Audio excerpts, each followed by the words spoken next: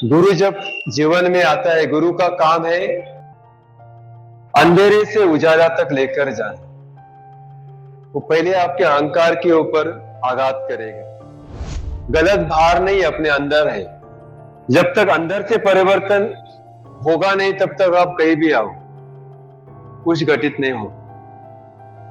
अंदर से परिवर्तन होने के लिए पहले अपने आप को स्वीकार करना पड़ेगा, अपने आप के ऊपर प्रेम करना पड़ेगा। इजी नहीं है शरीर छोड़ना।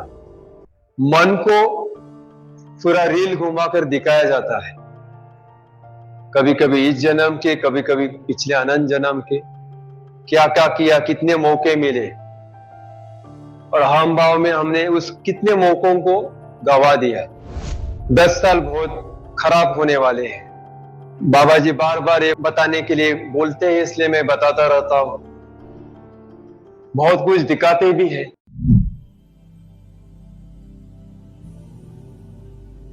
ब्रह्मांडीय गुरु तत्व के लिए आज का विशेष दिन है। महर्षि व्यास जी के जन्मदिन के तौर पर इसे मनाया जाता है। ब्रह्मांड के सारे गुरु तत्व आज के दिन विशेष रूप से सक्रिय होते हैं। आप सभी अपना कीमती समय निकालकर गोरक्ष बाबा जी के इस कार्यक्रम में उपस्थित हुए हैं, इसके लिए मनपूर्वक धन्यवाद।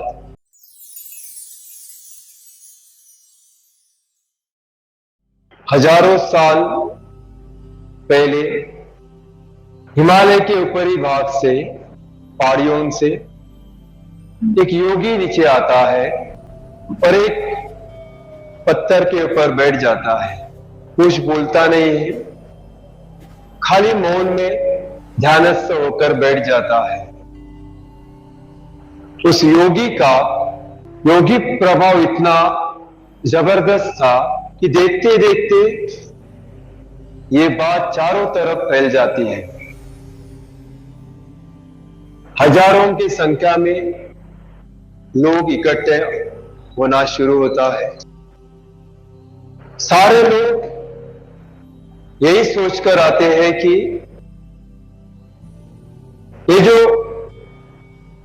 आदि योगी आए हुए हैं, उनके सानिध्य में आकर हमारे जीवन में कुछ चमत्कार हो, और जो दुख भरी जीवन की जो नैया है वो पार हो। लेकिन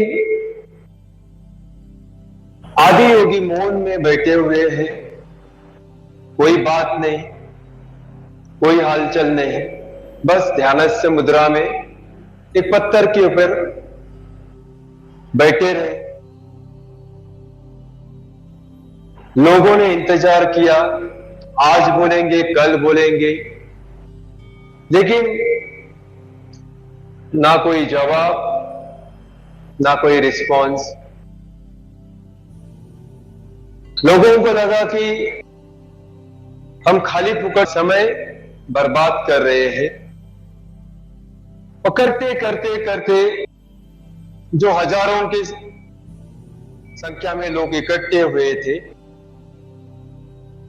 वो कम होने लगे। लेकिन उन हजारों लोगों में 7 ऐसे व्यक्ति भी थे, उनको लगा कि नहीं, कुछ तो है, नहीं तो एक ही जगह पर इतने समय मौन रहना कोई मामूली बात नहीं है। वो 7 वही रुक गए, इस इंतजार में कि आदि योगी अपने आंखें खोलेंगे और हमारे जीवन में चमत्कार घटित होगा। वो समय भी आता है, आदि योगी अपने आंखों को खोलकर देखते हैं तो उनके सामने 7 जन बैठे हुए थे। वो उनको देखकर मुस्कुराते हैं तो पूछते हैं क्या कर रहे हो यहां पर? तो 7 जन बोलते हैं जो आपने पाया है, जो आपने जाना है, वो हम जानना चाहते हैं, अपने जीवन में पाना चाहते हैं। आदि योगी बोलते हैं ये कोई नाटक कंपनी नहीं है या कोई दुकान नहीं है कि कुछ मोल दिया और खरीद लिया, भाग जाओ यहां से। और वो वापस ध्यानस्थ मुद्रा में चले जाते हैं। लेकिन ये जो 7 जन थे वो वहीं पे उनके पांव के सानिध्य में ही बैठ जाते हैं। वो बार बार विनती करते रहते हैं। आदि योगी बिना रिस्पॉन्स कहे मौन में बैठे रहते हैं। बहुत दिन महीने चले जाते हैं। देखते देखते 84 इयर्स का जो समय था, मतलब 84 साल का समय निकल जाता है। लेकिन ये 7 जन वही बैठे इंतजार में कि कब आदि योगी की दृष्टि हमारे ऊपर पड़े और हमारा कल्याण हो। और वो दिन आ जाता है जो आज ही का दिन 84 साल के बाद, इसी पूर्णिमा के दिन आदि योगी देखते हैं कि ये जो 7 जन है ये अभी वो 7 जन नहीं है जो 84 साल पहले थे। अभी ये पूरी तरह से खाली हो चुके हैं। इनका जो बर्तन है, मन रूपी बर्तन, अभी पूरी तरह से खाली हो चुका है। अभी इसमें कुछ भरा जा सकता है। और इसी के दिन वो उन 7 जनों को कुछ साधना देते हैं, जिस साधना को विज्ञान भैरव तंत्र से जाना जाता है। वो 112 योग के विधि इसी दिन आदि योगी उन 7 लोगों को देते हैं और उसी दिन आदि योगी आदि गुरु बन जाते हैं। और वो 7 सप्त ऋषि के रूप में आगे जाकर पूरे सनातन विश्व को, सनातन धर्म को मार्गदर्शन के तौर पर आगे आते हैं। क्या आप में उतना पेशेंस है? 84 साल या 84 सेकंड रुकने के लिए कोई राजी नहीं है। हम किताबों में, ग्रंथों में पढ़ते हैं, सीरियल में देखते हैं, पिक्चर में देखते हैं कि कोई योगी आता है, सर पे हाथ रखता है और चमत्कार होता है। गुरु जब जीवन में आता है, गुरु का काम है अंधेरे से उजाला तक लेकर जाना। वो पहले आपके अहंकार के ऊपर आघात करेगा, आपके धारणाओं को तोड़ने की कोशिश करेगा। जब तक साधक जो बचपन से पकड़ के रखा है, जो क्रियामान कर्म के स्वरूप में उसे वही सही मायने में जीवन लग रहा है, या पिछले अनंत जन्म का जो प्राणमय कोश, मनोमय कोश और ज्ञानमय कोश में इकट्ठा हुआ प्रारब्ध है, या संचित कर्म के नोट्स है, या उसके पहले के जन्म के संस्कार है, जब तक इन सारों को छोड़ने के लिए राजी नहीं होगा तब तक गुरु कुछ नहीं कर सकता।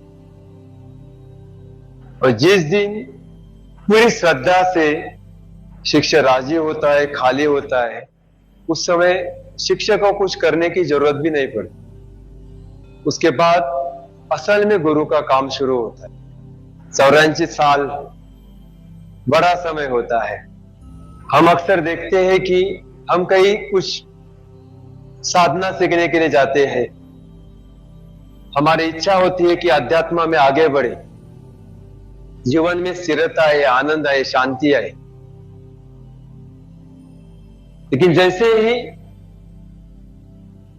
मन के खिलाफ घटित होता है तो हम और दूसरा गुरु ढूंढने चालू करते हैं। वहां पर कुछ गलत होता है, मन के खिलाफ कुछ होता है तो और तीसरा गुरु। लेकिन खुद को बदलने की कोशिश कभी नहीं करते। ये कभी नहीं सोचते कि गलत बाहर नहीं अपने अंदर है। जब तक अंदर से परिवर्तन होगा नहीं तब तक आप कहीं भी आओ, कुछ घटित नहीं हो। अंदर से परिवर्तन होने के लिए पहले अपने आप को स्वीकार करना पड़ेगा, अपने आप के ऊपर प्रेम करना पड़ेगा।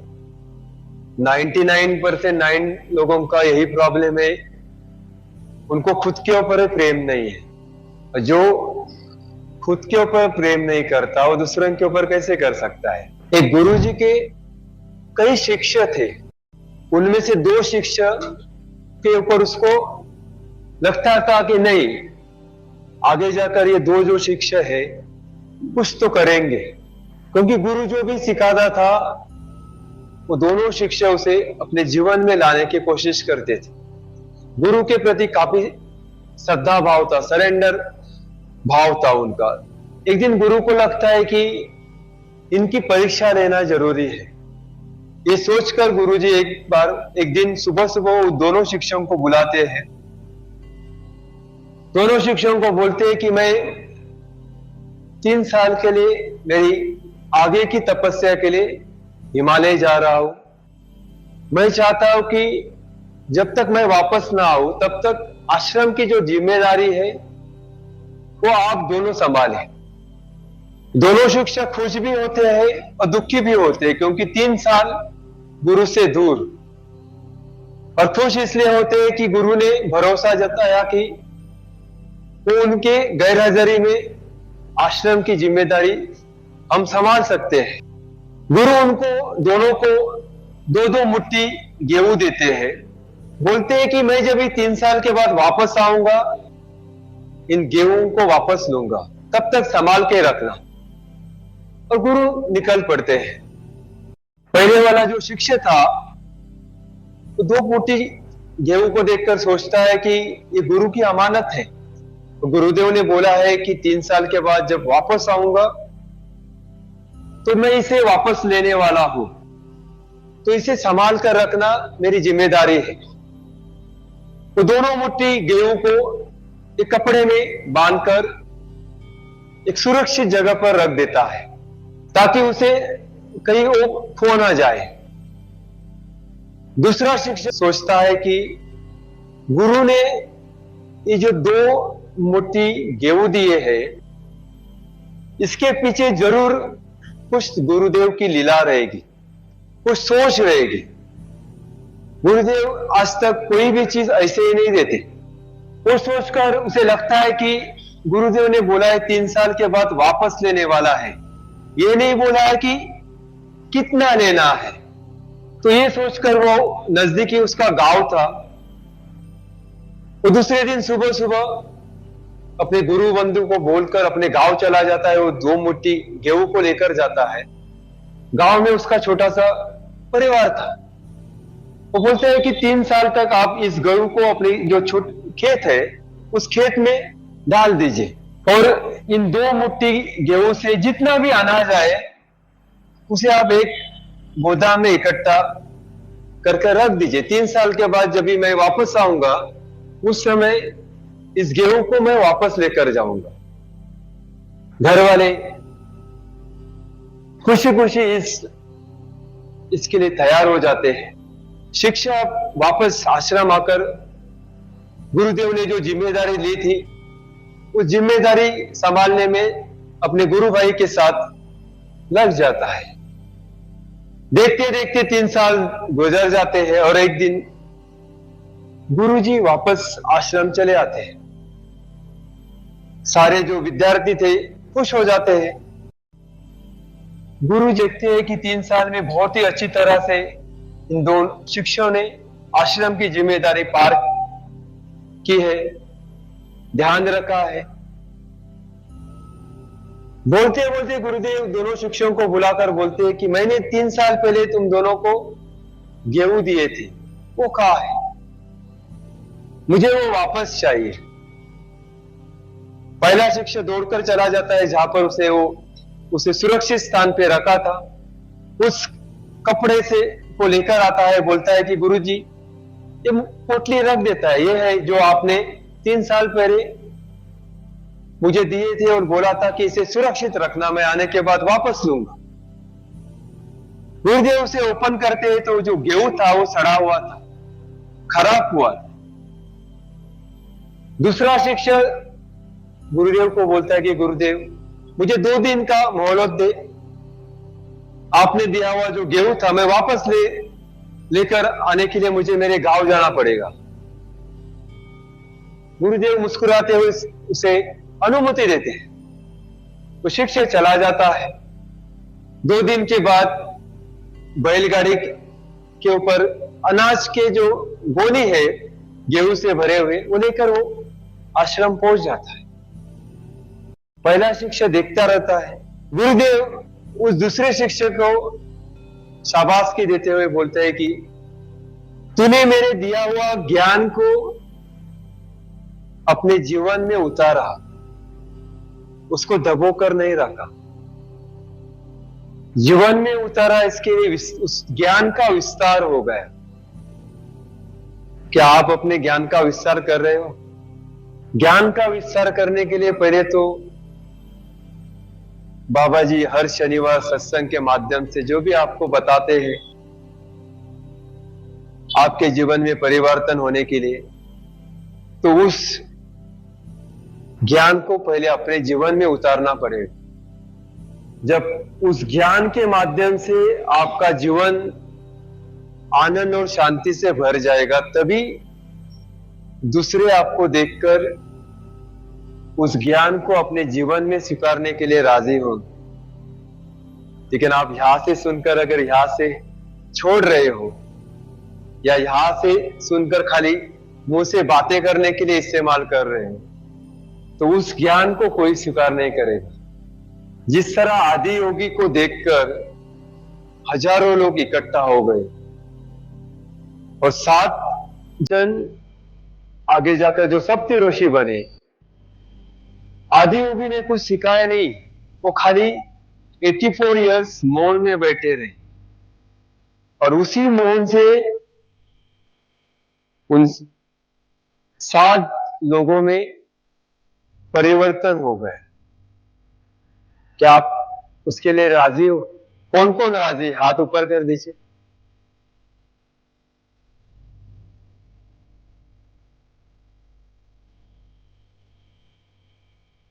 देखो अभी भी बहुत सारे हाथ ऊपर करने के लिए राजी नहीं, डर है, मरते समय यह मौका नहीं मिलेगा। यमराज एक बार बेल बजाते हैं तो आपके पास मौका नहीं रहेगा कल आओ। उस समय पूरा रील घूमता है, पता चलता है हम किसके लिए आए थे। हम यहाँ पे मौज मजा करने नहीं आए, सेल्फ रियलाइजेशन के लिए आए, अपने आप को जानने के लिए आए।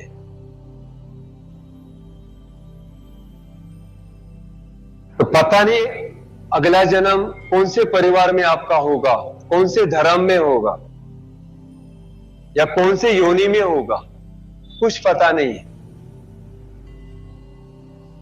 जब तक आज नहीं तो कभी नहीं इस भाव से जुड़ेंगे नहीं, तब तक कुछ नहीं होगा। आपको अटका कौन रहा है? आपका अंदर का अहंकार। उस अहंकार को जानने की कोशिश करो। कोई नहीं पूछता है, मरने के बाद 13वें दिन खीर पूछने वाले लोग देखे हमने। अगर आप हट जाएंगे तो कुछ रुकने वाला नहीं है। आपको लगता है कि हमारे वजह से हमारा परिवार चल रहा है, हम नहीं रहेंगे तो घर वाले भूखे रहेंगे। कुछ नहीं, 2-4 दिन बाद में सब भूल जाते हैं, अपने अपने जीवन में व्यस्त हो जाते हैं।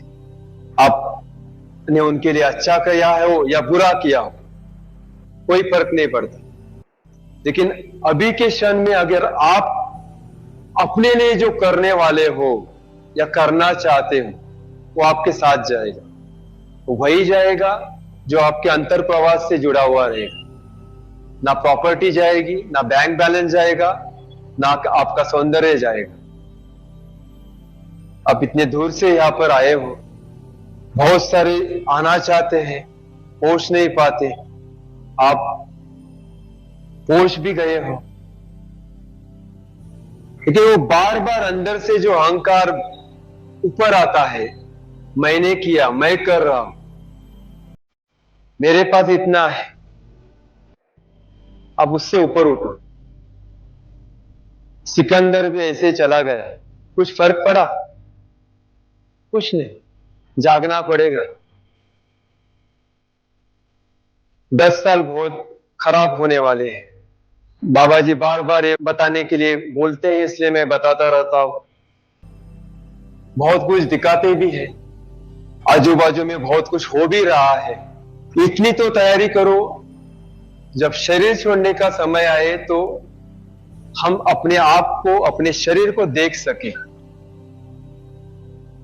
उतना परिवर्तन आया तो भी बहुत हो जाएगा, लेकिन उस समय में बहुत वेदना होती है, शरीर निचोड़ा जाता है। इजी नहीं है शरीर छोड़ना, तो पिक्चर में दिखाता है ऐसे निकल गया हाथ, कोई नहीं। अंदर से बहुत वेदनाएं, मन को पूरा रील घुमाकर दिखाया जाता है, कभी कभी इस जन्म के, कभी कभी पिछले अनंत जन्म के, क्या क्या किया, कितने मौके मिले, और हम भाव में हमने उस कितने मौकों को गवा दिया। इतना टेंशन मत लीजिए। गुरु पूर्णिमा है, बाबा जी ने यहां पर बिठाया है, तो मेरा फर्ज है कि आपको जो मैंने जाना है, जिस मार्ग पे बाबा जी ने मुझे चलाया है, उस मार्ग के बारे में बता सकूं। क्योंकि आपके मन में यह भी भाव नहीं आना चाहिए कि उन्होंने तो हमको कुछ बताया ही नहीं। बहुत सारे रहेंगे तो आपकी तारीफ करते रहेंगे, किसी को भी तारीफ किया अच्छा लगता है, लेकिन मुझे भीड़ नहीं चाहिए, इसलिए मैं किसी का तारीफ नहीं करता।